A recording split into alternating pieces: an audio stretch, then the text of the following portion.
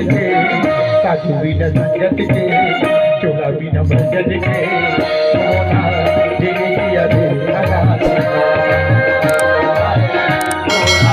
तेरे किया दे लगा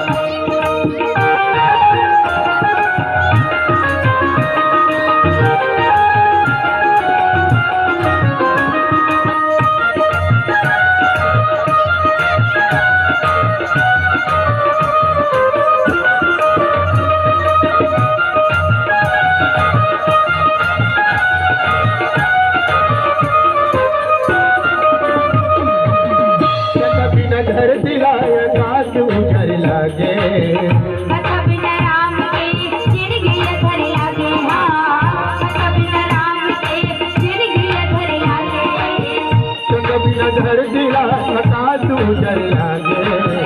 कथा बिना राम के चिड़ गया घर लागे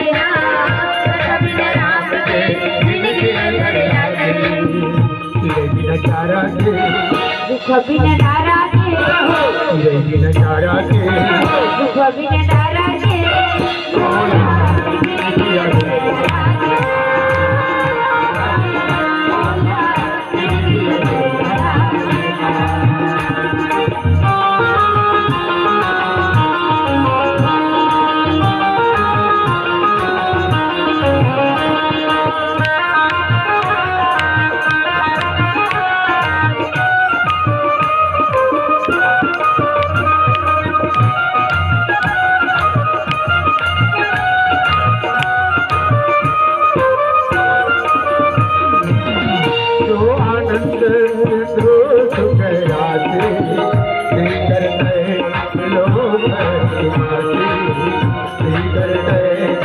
लोग